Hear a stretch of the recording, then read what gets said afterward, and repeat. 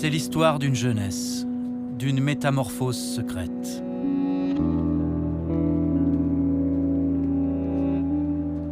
À l'âge où tout change, certaines ados s'aventurent dans le plus vieux des interdits sexuels. Je me suis rendu compte, donc à partir de la 4e, que ma fille commençait à changer parce que je commençais à trouver dans ses affaires, au milieu de ses cahiers, du maquillage, de la lingerie. J'ai même trouvé des escarpins de très mauvais goût. Donc ça m'avait mis la puce à l'oreille. Certaines de ces femmes enfants n'ont que 13 ans. Elles jouent avec leur pouvoir de séduction et marchandent leur corps avec les hommes.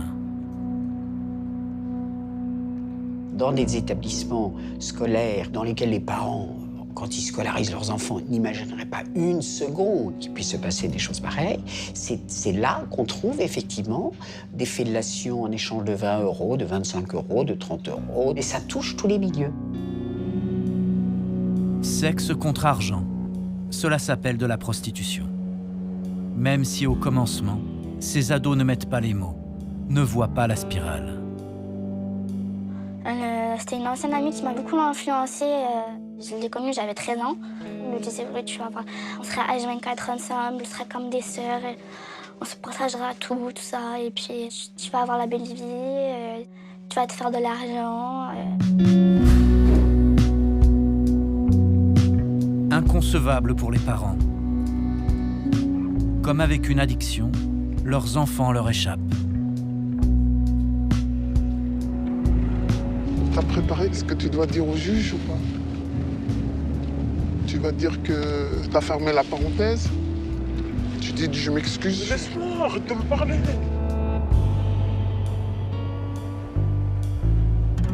Les conflits sont inévitables et les fugues fréquentes. Avec parfois pour seul signe de vie, des annonces dénudées sur Internet. Donc celle-là, c'est formellement ma fille. Je suis un peu écœuré de voir toutes ces filles, dont je sais, pour une bonne part, elles sont mineures. Pas simple d'agir. On est aux limites de l'éducation et de la loi. Les familles sont dépassées et la police ne peut pas tout. Nous sommes confrontés à des jeunes filles qui nous expliquent qu'elles font ce qu'elles veulent, qu'on n'a pas à se mêler de leur vie sexuelle, que la majorité sexuelle en France est à 15 ans et que ce qu'elles font dans leur vie privée ne nous regarde pas. On ne peut pas empêcher légalement une jeune fille de faire des rencontres. On va la mettre en prison. Les institutions ne suivent pas. Les adultes ne comprennent pas. Et c'est peut-être la société tout entière qui est coupable, avec ses messages implicites. C'est vrai quand même que le bain dans lequel on les place, c'est quand même le cul, le sexe, le fric, la thune, comme ils disent. Ce sont les valeurs de leur monde.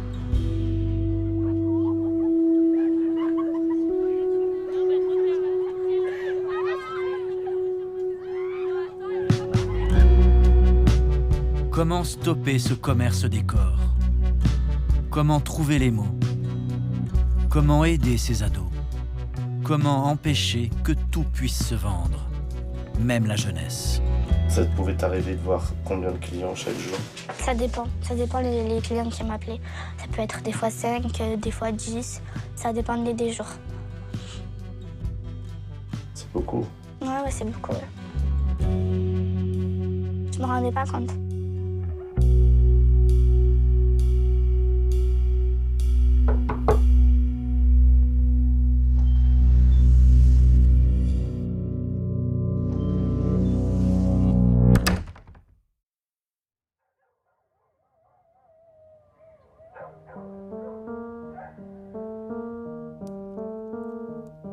C'est une banlieue de pavillons, autour de Paris. Un décor ordinaire pour une histoire qui ne l'est pas. Ariane et Gérard n'ont pas vu leur fille depuis 8 mois. Océane, 15 ans, se prostitue. C'est la seule chose dont ils soient sûrs. Elle a laissé derrière elle les dernières pages de son journal intime. Ne perdez pas l'image de votre fille quand elle était petite, heureuse et souriante.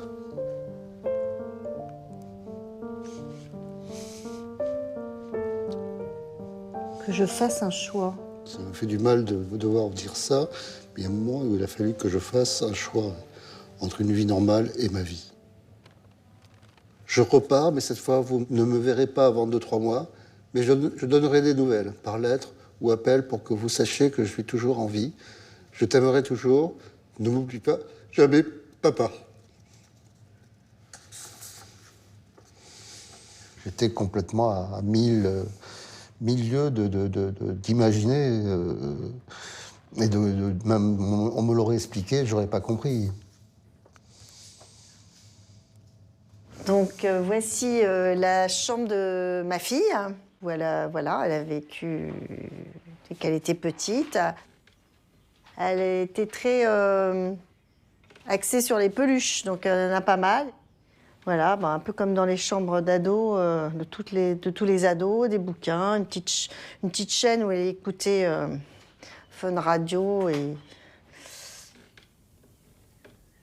L'année scolaire de la 6e, elle a changé dans ce sens qu'elle m'a un peu lâché la main.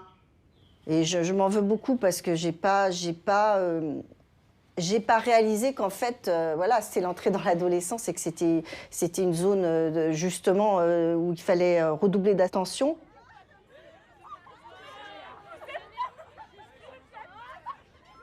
Elle se savait mignonne, je pense, donc elle prenait des habits plus, pas provocants, mais un peu à la mode actuelle, donc elle était toujours plutôt bien habillée. Elle s'occupait beaucoup de ses cheveux, elle avait une chevelure magnifique, donc moi, ça ne m'a absolument pas alerté. Je me suis dit, bon, c'est l'ado, elle est mignonne, elle doit jouer de ça. Elle nous a remonté plusieurs fois. Oui, il y a des rumeurs, on me traite. Après, on a su que on l'a traitée de pute. Et toute l'année de 6e, il y a eu du harcèlement très fort. Donc, début de 4e, elle a été dans un internat. Et au début de l'internat, ça avait l'air d'aller très bien. Et puis, il y a eu un virage, effectivement, ça va être au mois d'octobre, où là, elle n'a plus voulu, elle n'a plus eu envie de retourner au collège. En fait, il semblerait qu'un des gars faisait des pressions sur elle pour qu'elle couche avec lui, et elle lui a envoyé une photo d'elle nue. Donc il avait la photo, il avait fait une capture d'écran sur Snapchat, et évidemment, il l'avait fait circuler dans l'internat. Et là, ça a vraiment dérapé. La cour de récréation est un univers sans pitié. Les failles des ados prostitués partent souvent de là. Nathalie est assistante sociale en milieu scolaire. Elle travaille en région parisienne. Le rectorat l'a autorisée à s'exprimer, mais elle préfère rester anonyme pour garder la confiance des élèves. Certains se confient à elle, mais elle sait qu'elle ne sait pas tout. Alors, s'il fallait savoir tout ce qui se passe dans une cour de récré, il faudrait des micros, des drones maintenant. Enfin, il y a plein de choses qui peuvent être possibles, mais via la présence des adultes, non, c'est impossible de savoir ce qui se passe dans une cour de récréation. Quand ça nous arrive, ce sont des rumeurs. Ce que j'entends beaucoup, moi, ce sont des jeunes qui s'approprient le portable des autres en disant voilà, moi je publie tout ce qu'il y a sur ton portable, si tu me fais pas ci ou ça. Oui, des fellations ou d'autres choses qui leur plaisent, effectivement, ça peut arriver. Au miroir des réseaux sociaux, les ados jouent gros, avec une notion des limites souvent floue. C'est vrai que des jeunes filles peuvent accepter des relations, certes consenties, mais qui n'est pas la recherche du plaisir ou de l'amour, mais bien un intérêt parce qu'elles se sentent intégrées dans un groupe, voire elles marchandent. Enfin, elles ont accès par là à des services ou à des biens. Une pipe contre un McDo, voilà, mon corps n'est pas très important. L'intimité de mon corps n'est pas très important. Alors si ça peut m'amener des choses intéressantes, pourquoi pas? Si on demande aux jeunes qui ont l'habitude de ces pratiques, elles n'ont aucune conscience de se prostituer. C'est souvent ça qui se passe.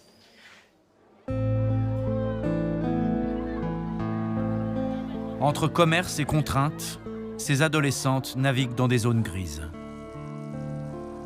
loin du radar des adultes.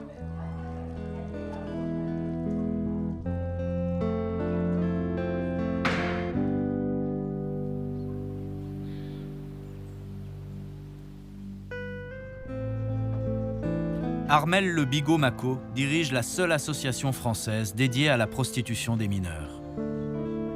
ACPE, bonjour. Pour elle, il n'y a pas un, mais plusieurs schémas. Et souvent, les sentiments jouent un rôle dans le passage à l'acte.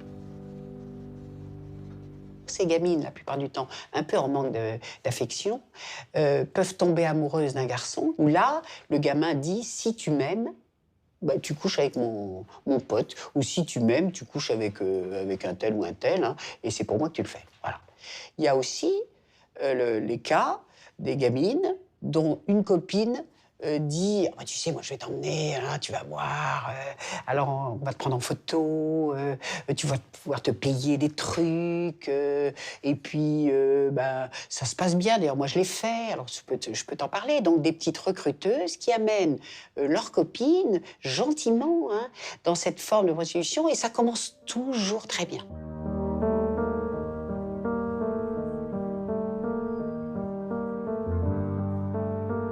C'est exactement ce qui s'est passé avec Léa. Elle a aujourd'hui 15 ans. Et c'est une amitié toxique qui l'a emmenée trop loin. Comme beaucoup d'autres, son histoire commence bien. J'étais une petite fille joyeuse, pas timide, je m'entendais avec tout le monde, j'essayais de parler avec tous les gens. À l'école, j'étais beaucoup à l'écoute de la maîtresse ou du professeur. Et j'étais une très très bonne élève, j'avais des bonnes notes. C'est une ancienne amie, qui maintenant je la considère pas du tout comme une amie, qui m'avait beaucoup influencée. Je l'ai connue, j'avais 13 ans.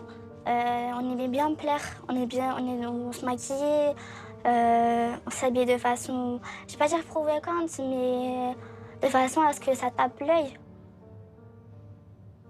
Elle me disait, oui, tu vas voir, on serait H24 ensemble, on serait comme des sœurs, on se partagera tout ça, et puis tu vas avoir la belle vie, tu seras bien entourée, tu vas te faire de l'argent. Moi, j'ai été poussée par elle, poussée à fuguer pour la première fois. Donc, la première fugue, c'est... donc là, j'ai été victime d'un viol. Donc là, ça a été... Quand je suis rentrée chez moi, j'ai fait une grosse dépression, j'étais pas bien. Je mangeais pas, je dormais pas, je faisais tout le temps des cauchemars sur ça. Et ça m'a rendu la vie impossible, quoi. Après, je suis devenue une autre jeune fille. Je me reconnaissais même plus moi-même, en fait.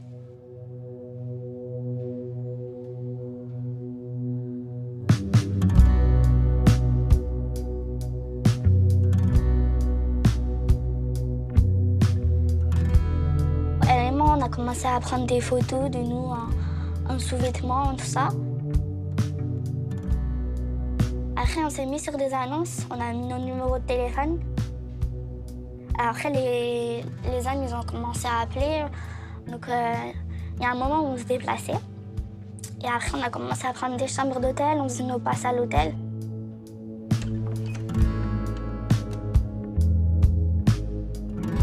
Les clients, ils avaient... C'était soit des hommes mariés. En gros, c'était entre 20 et 50 ans, quoi. Maximum sur 60 ans. Ça pouvait t'arriver de voir combien de clients chaque jour? Ça dépend les clients qui m'appelaient. Ça peut être des fois 5, des fois 10. Ça dépendait des jours. C'est beaucoup? Ouais, c'est beaucoup, ouais. En gros, c'était mécanique, il passait, il faisait ce qu'il avait à faire, et après, j'avais l'argent et il repartait. combien? C'était, je crois, nous deux, on faisait 100 € la demi-heure et 200 € l'heure.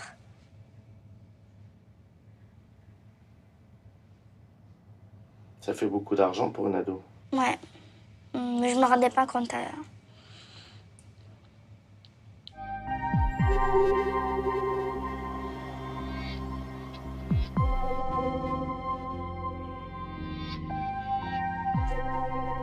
Pour Océane, les chemins ont été plus détournés. Après l'épisode de sa photo dénudée, elle tombe en dépression, perd beaucoup de poids et fait une tentative de suicide. À l'hôpital, elle rencontre un garçon. Elle croit avoir trouvé un ami. Lui a repéré une proie. Il a une bande qui se met à tourner autour d'elle. Mi-juin, s'est présenté donc une quinzaine de gars de la cité, donc vus par les voisins. J'ai une conviction, et plus une conviction, une preuve que ma fille s'est fait violer, donc chez nous, ici, par plusieurs de ces gars-là. Elle m'a dit « Maman, ils m'ont fait tourner. Maman, ils m'ont fait tourner. » Voilà. Et là, moi, j'étais totalement sidérée, en fait. On aurait dû comprendre, mais on n'avait pas vu, on n'a pas compris. Et on l'a su à ce moment-là. Elle nous l'a dit. Alors, je peux le dire, c'est un peu profond, mais je vais essayer de le dire sans m'effondrer. Il y avait souvent des disputes où elle partait en furie. Il y avait plusieurs fois où donc ça c'est. Et à un moment, donc moi j'essayais de la calmer, de la tenir, et à un moment je l'ai prise par les cheveux, elle s'est agenouillée et elle m'a dit papa fais pas comme eux. C'est pas une preuve.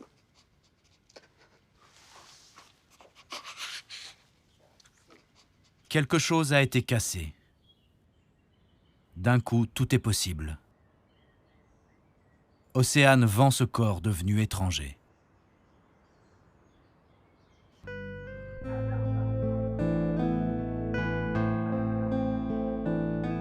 Océane se met à fuguer, puis disparaît pour de bon. Son père Gérard la cherche partout sur Internet. Il trouve des preuves de vie, mais c'est un crève-cœur. Ce sont les annonces de sa fille. Ça, c'est l'annonce où on est formel, hein, c'est bien elle avec un signe distinctif. Bon, là, elle se présente en sexy latina. Gérard a essayé d'appeler le numéro, mais sa fille l'a reconnu.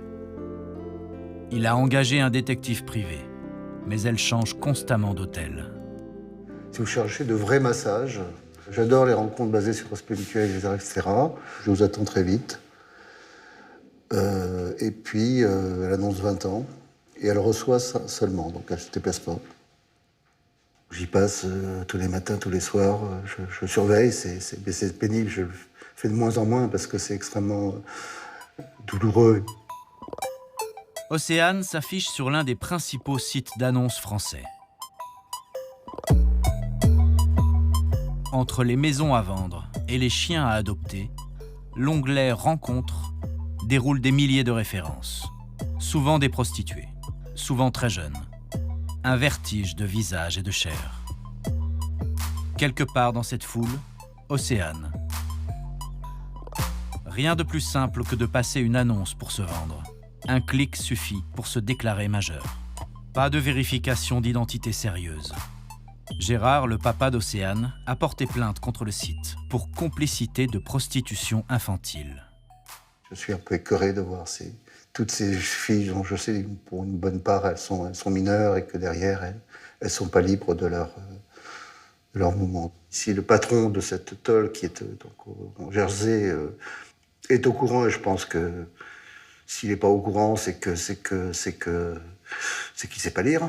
Je comprends pas comment on peut gagner de l'argent de cette façon-là. J'ai plus de respect pour un tenancier de bordel que pour un mec comme ça qui gagne de l'argent à distance. Alors sûrement avec une armée d'avocats, mais en tout cas, j'ai aucun respect pour ce mec-là.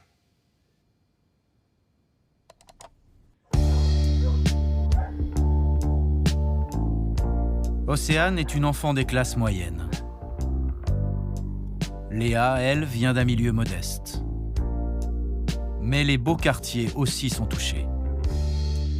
Une vérité qui fait scandale. la prostitution des mineurs, c'est forcément chez les autres.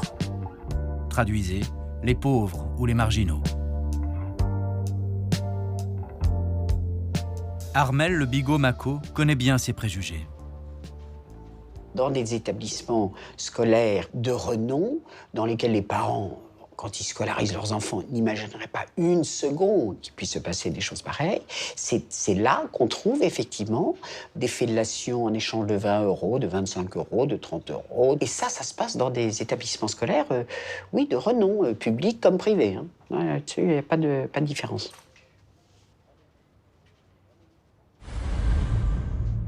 Votre fille mène une double vie, madame. Elle se prostitue.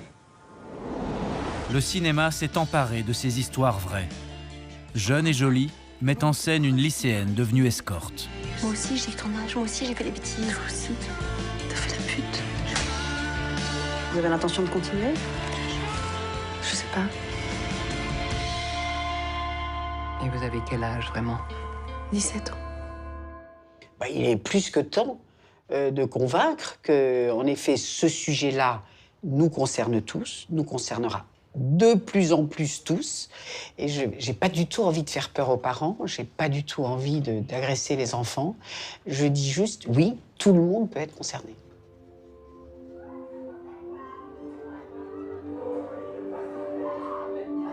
Combien d'ados prostitués en France? Entre 5 et 8 000, d'après Armel. Le phénomène existe, mais impossible d'en avoir une photographie nette.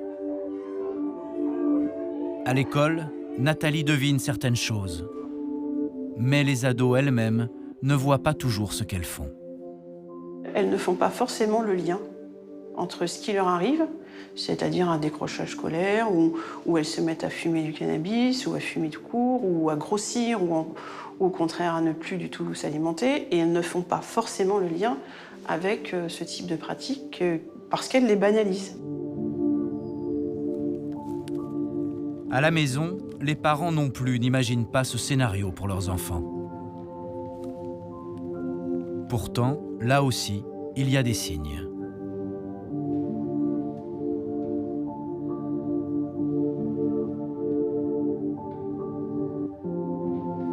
Valérie a d'abord cru à une crise d'adolescence.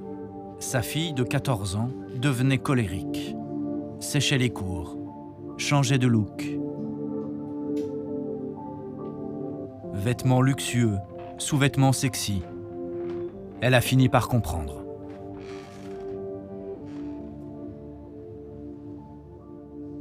Elle sortait très tard, donc elle avait cet appel dans la soirée, elle se préparait et elle sortait, donc on l'attendait à la sortie. Et j'ai donc commencé à vouloir m'opposer à ses sorties, donc j'ai commencé à dormir devant sa chambre, à changer, j'ai changé le portail aussi, j'ai mis des picots pour éviter qu'elle puisse escalader, puisqu'on lui avait retiré les clés. Donc elle passait par le jardin du voisin, donc il fallait qu'elle sorte impérativement, il fallait qu'elle sorte. Et du coup, j'ai essayé de faire mon mieux pour l'empêcher de sortir. Et puis au bout d'un moment, je n'ai pas pu continuer. Je travaille le lendemain, il faut que je me lève. Rien de toute façon ne pouvait l'empêcher de sortir. C'est horrible pour une mère de se dire, voilà, ma fille va pas bien et je peux rien faire. Et c'était horrible. C'était vraiment, je pleurais tout le temps. Je pleurais tout le temps, je ne dormais plus. Je ne dormais plus. Toujours éveillée avec le téléphone à côté. J'avais peur qu'on m'appelle et qu'on me dise que ma fille est hospitalisée ou pire, de savoir qu'elle est là, que ça se passe comme ça et que je ne peux rien faire. Voilà, ça c'est très très dur.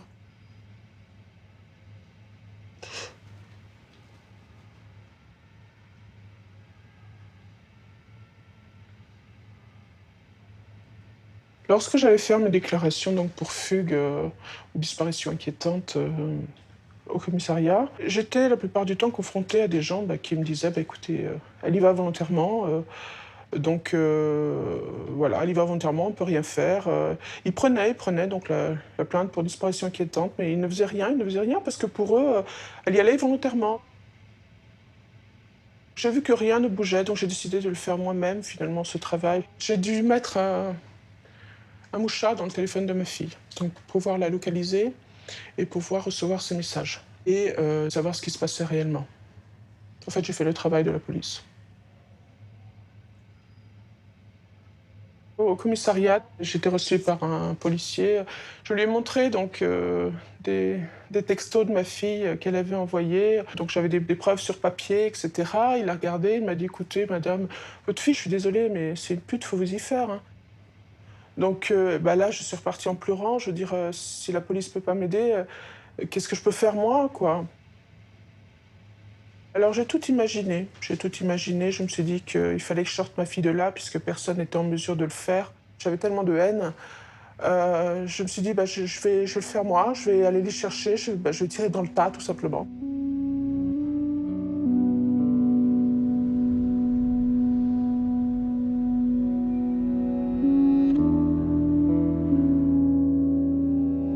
Autre maman, même solitude.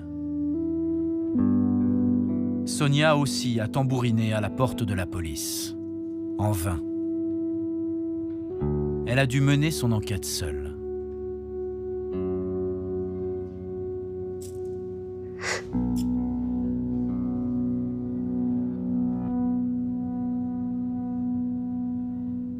Je me suis fait passer à plusieurs reprises pour un client. Plusieurs fois, je l'ai fait. Donc, j'ai pris le risque. J'envoie, genre, je suis intéressé par votre profil, est-ce que vous êtes disponible? Elle me répond tout de suite derrière, oui, je suis disponible à partir de 23h. Les tarifs sont, c'est, on dirait une liste. Une heure, c'est 200 €. Après, si vous voulez d'autres actes anal, c'est 300 €. Voilà, donc si vous êtes d'accord, elle vous envoie l'adresse. Comme ça, vous vous déplacez directement à l'adresse où elle est.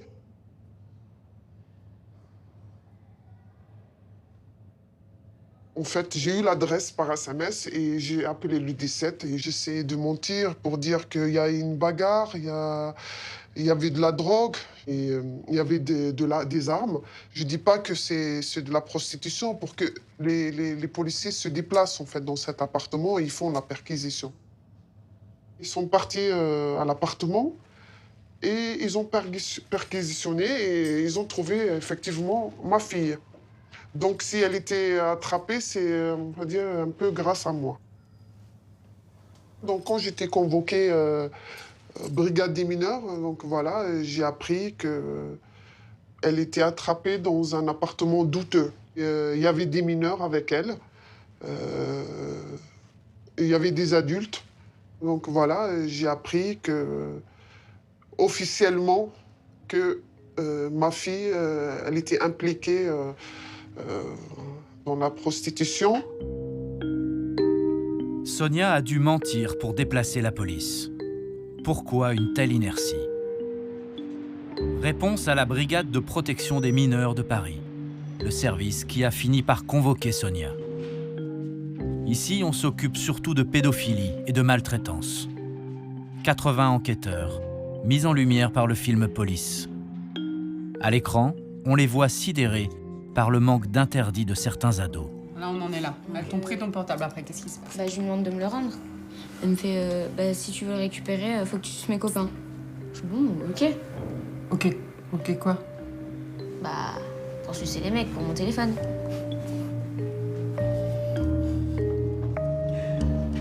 Voici le vrai patron de la BPM. Commissaire Vianney Dièvre. Pour lui, la police doit rester la police. Faire respecter la loi, mais pas la morale. Alors moi, je comprends parfaitement la colère des parents. Et il faut savoir d'une part que la prostitution n'est pas un délit, que le proxénétisme est un délit. Donc, c'est pas la prostituée qui est pour nous l'auteur d'une infraction, c'est le proxénète ou le client. Alors, les parents sont bien évidemment en attente que la police leur ramène leur enfant et que leur enfant ne refugue plus et ne se prostitue plus. Et ça, la police ne sait pas faire. Là, la police ne sait pas mettre un fonctionnaire derrière chaque gamine de 16 ans pour lui dire « Reste à la maison, ne te prostitue pas, sois une gentille fille, sois scolarisée, poursuis tes études sagement. » C'est très compliqué. On ne peut pas se substituer aux parents. Un discours brut, 100% flic. La brigade des mineurs ne cherche pas à plaire, mais à punir. il lui faut des cibles, les proxénètes.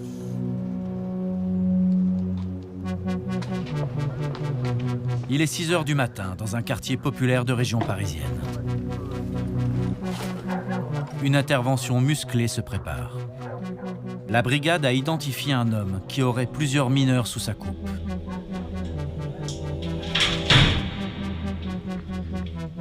Derrière la porte, les policiers cueillent le suspect. C'est un gamin d'à peine 20 ans. La fouille apporte quelques éléments. 500 € en petites coupures et les clés d'un appartement.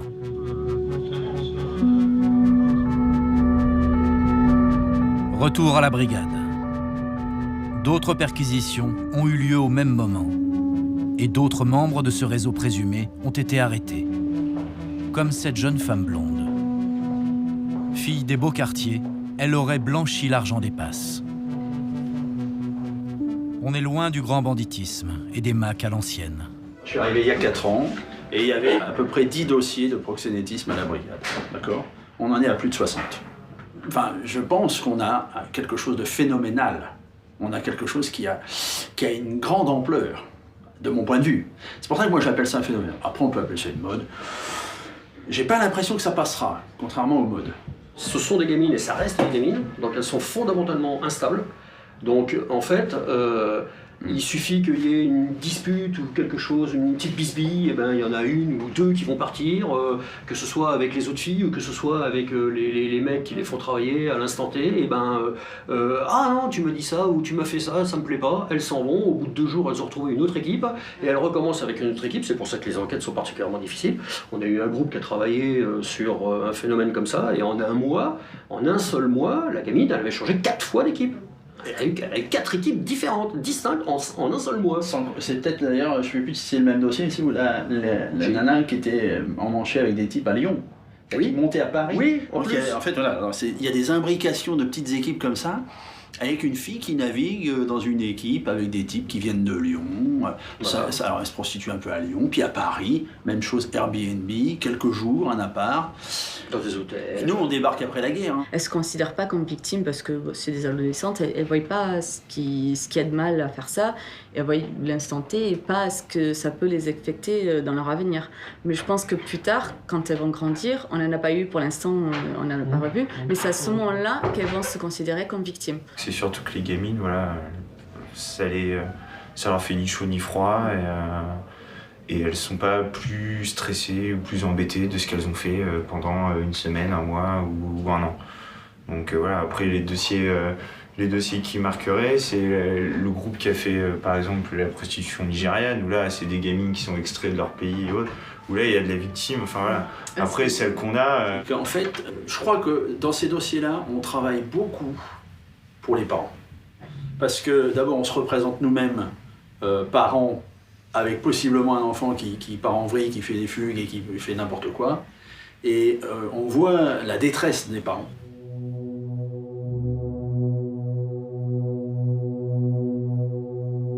Les parents, ils se sentent coupables et ce sont des victimes eux aussi. Sonia passe ses jours et ses nuits à attendre. Sa relation avec sa fille Inès ne tient plus qu'à un fil. Elle dort. On répond. La prostitution ne se fait pas la journée. Ouais, elle vit la nuit. Vous savez où elle est, là? Oh.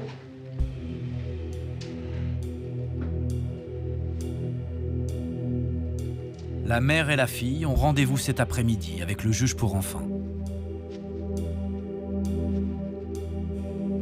On ne veut pas répondre, en fait.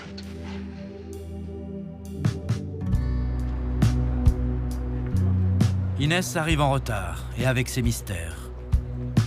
Pas facile de renouer sur commande. 10 jours que l'ado ne s'était plus montrée. Elle était en province. Elle va acheter des cigarettes. Elle est plus une femme que plus un enfant, ouais. Ça vous fait quoi de voir ça? Bah, c'est que c'est trop tard.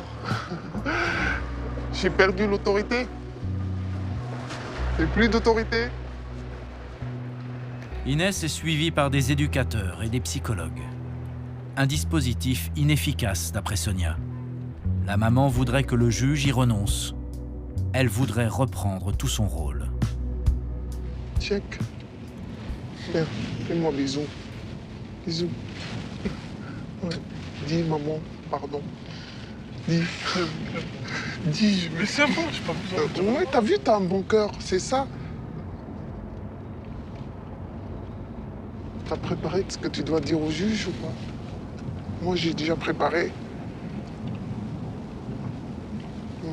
Tu arrives, tu dis bonjour. Je m'excuse auprès de mes parents. Tu vas dire que t'as fermé la parenthèse. Tu dis je m'excuse. Laisse-moi, arrête de me parler.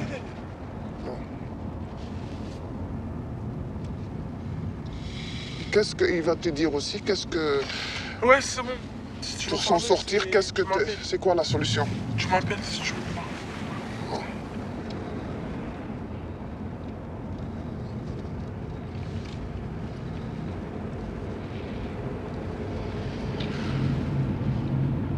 Qu'est-ce que tu vas dire, toi, au juge? Rien. Mais il va te poser des questions. Ouais, j'y répondrai. Tu répondras? Qu'est-ce que tu lui répondras?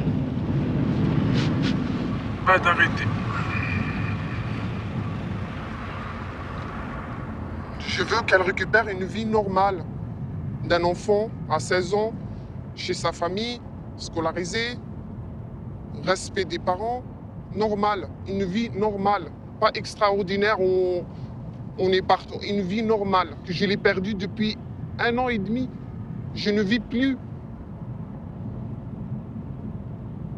Peut-être ça te dit rien, tu t'en fous, c'est un stress pour moi. Oui, oh putain. Pauvre chou. Oui.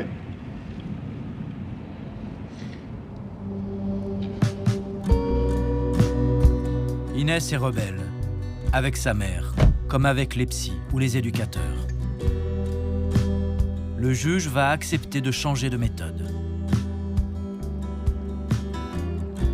L'ado sera placé pendant 6 mois dans un centre éducatif de jour. En attendant, Inès s'évanouit à nouveau dans la nature. Direction, peut-être, cette grande ville de province où sa mère pense qu'elle se prostitue. Ça me fait mal au cœur.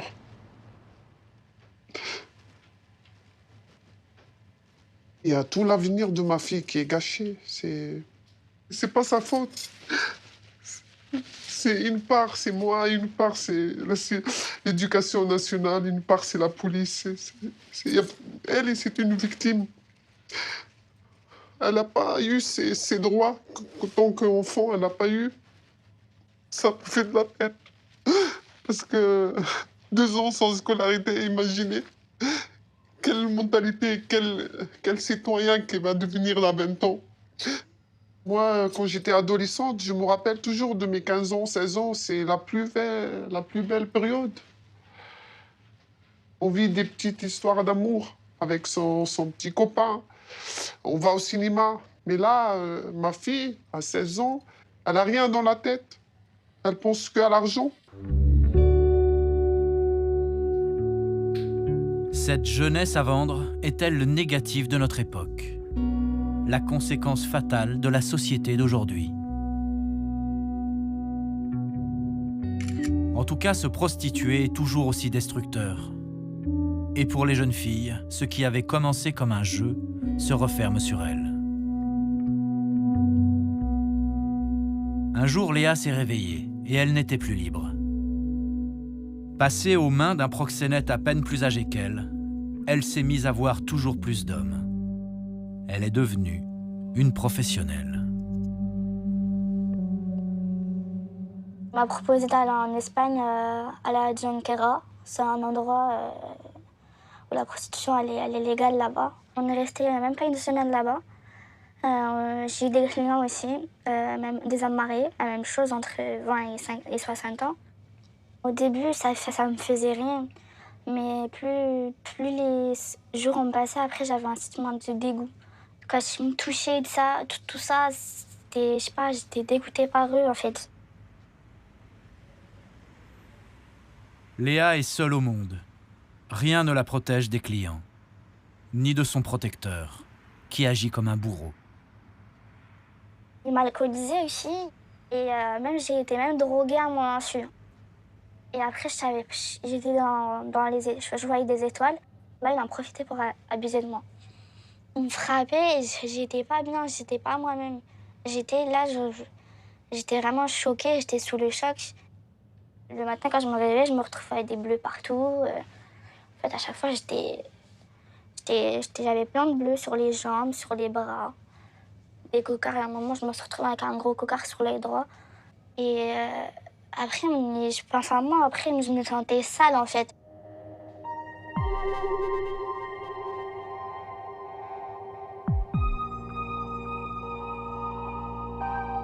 À toutes ces filles, à ces femmes enfants qui jouent avec les limites, le corps voudrait dire non, mais il est trop tard.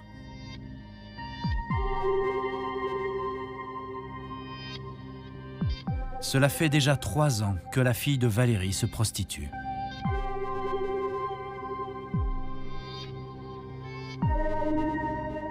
Je me lève tout le matin avec ce même cauchemar qui cesse pas, en fait. Je vois ma fille crever. Tous les jours, elle crève, chaque fois plus.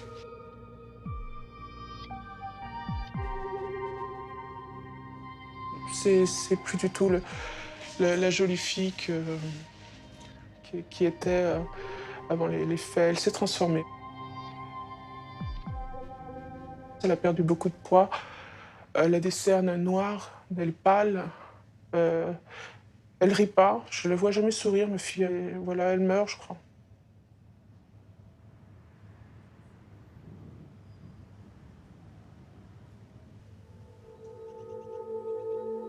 Heureusement, les scénarios ne sont pas toujours écrits d'avance. Léa, elle, a réussi à se sortir du piège. J'ai essayé de m'enfuir. J'ai réussi. Je suis rentrée chez moi. Après, je me suis posée, j'ai pris du recul sur ça. J'ai essayé d'oublier. Avec ma mère, elle était surtout beaucoup présente. Elle m'a ramassé la petite cuillère. Les premiers jours, je pleurais beaucoup. Elle avait du mal, mais voilà. Les premiers jours, ça a été trop dur pour moi.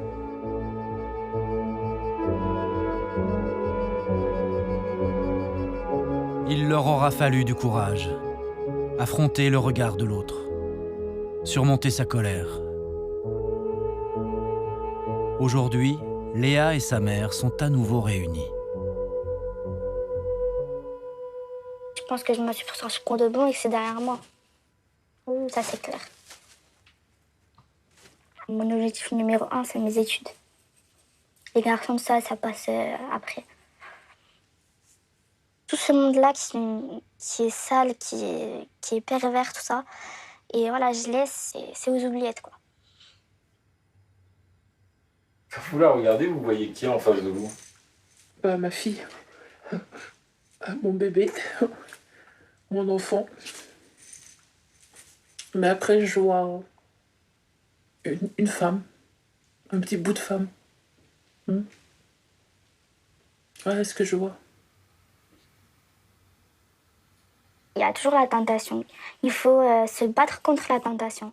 Parce que moi, même aujourd'hui, il y a des moments où je peux être tentée et je me bats contre cette tentation-là. Donc il faut se battre et se dire, tu mets l'image surtout de ta maman en face de tes yeux et après, voilà, tu dis le mal que je peux faire à ma mère, l'inquiétude qu'elle peut avoir et voilà, c'est tout. Comment Léa peut-elle être tentée d'y retourner? Quelle est l'addiction qui la fait vaciller? Addiction au risque, à l'argent ou à cette liberté trompeuse qu'on ressent dans la fuite?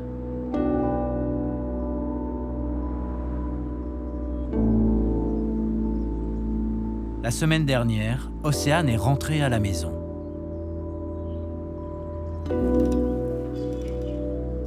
C'est la fin d'une fugue de 8 mois, une éternité pour ses parents. Océane s'est trouvée un amoureux et avec lui des raisons de reprendre une vie normale. Depuis, Ariane et Gérard sont dans une douce euphorie. bordélique, la Miss. Il y a des choses que je ne connais pas, effectivement. Je trie un petit peu.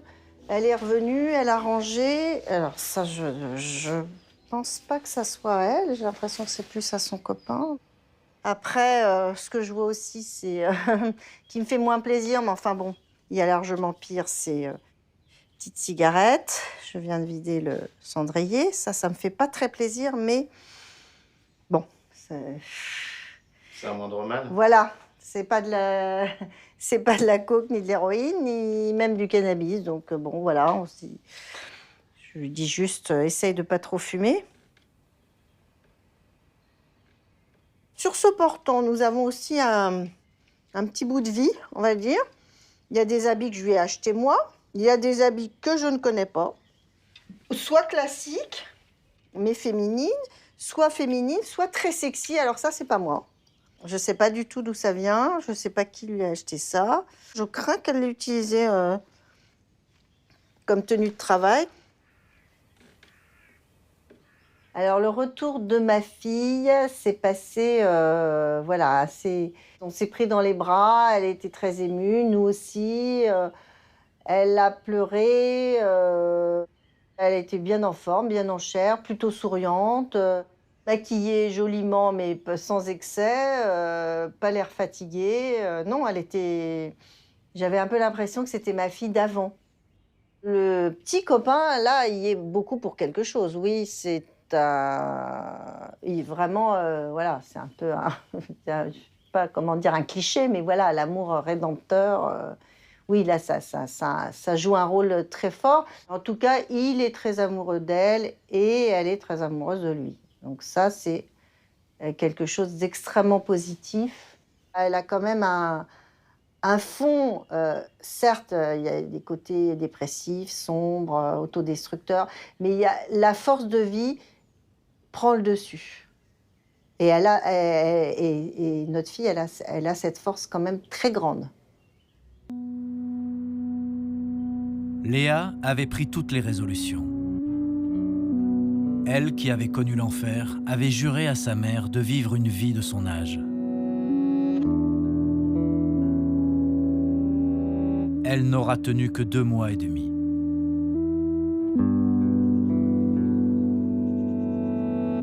On a préparé la rentrée scolaire parce que le vendredi et le week-end, on a fait le cartable, on a acheté des vêtements neufs pour qu'elle soit un peu jolie, un peu coquette. Et elle était contente. Le lundi, l'école a téléphoné en disant « Oui, qu'est-ce qui se passe? Votre fille est absente. » Peut-être elle s'est mis la pression, peut-être. Elle avait peur, peut-être elle a fui. Je sais pas.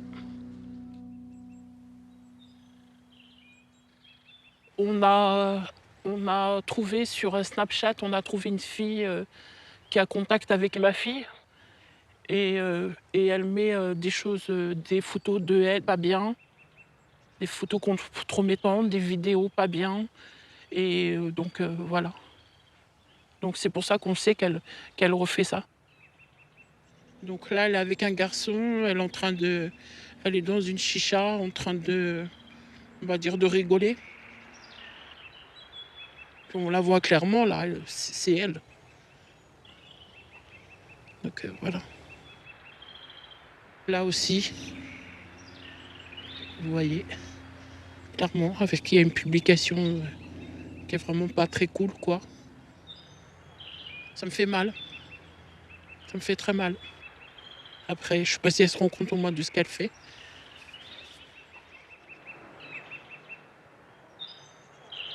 Qu'est-ce qui lui manque? L'argent, le sexe, les amis? Je dirais plutôt la liberté. La liberté parce quand elle va dans ce chemin-là, elle a pas d'interdit. Peut-être qu'elle a eu peur de retourner dans la routine en disant bah oui, je vais à l'école, je rentre, je fais mes devoirs. Mais c'est la vie de toutes les adolescentes de 15 ans.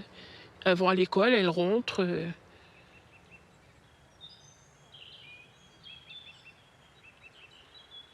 Il y a des moments où oui, Je dis ça sérieusement, oui, je me casse la tête pour rien, je lâche l'affaire. Mais non, je lâche pas l'affaire. Je chercherai le temps et je la retrouverai. Et vous y croyez encore? Ouais, parce qu'on voit par les photos, malgré que c'est des photos compromettantes, qu'elle est là, elle est encore vivante. Donc c'est déjà un bon point.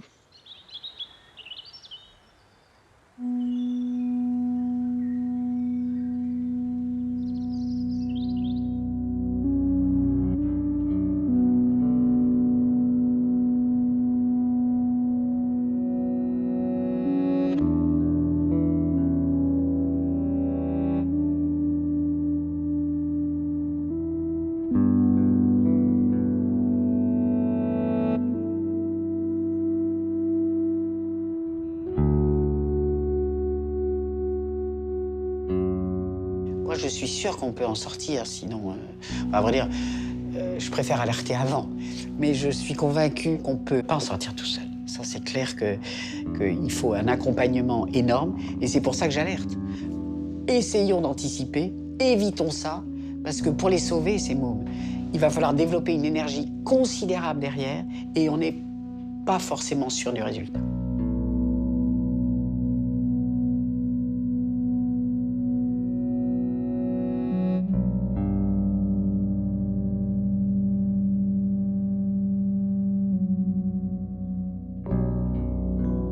On peut essayer de critiquer ou d'observer qu'il y a un dysfonctionnement chez les jeunes.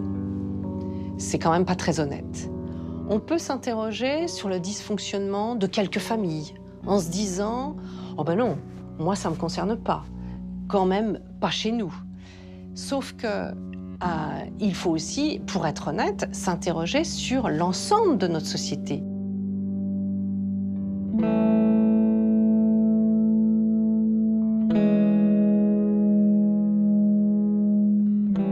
Nous avons besoin d'une culture qui valorise les jeunes adolescentes au niveau éducatif et au niveau des valeurs qu'on leur propose. Il faut qu'elles soient hyper valorisées par d'autres choses que leur cul, leur sein et leur sexe.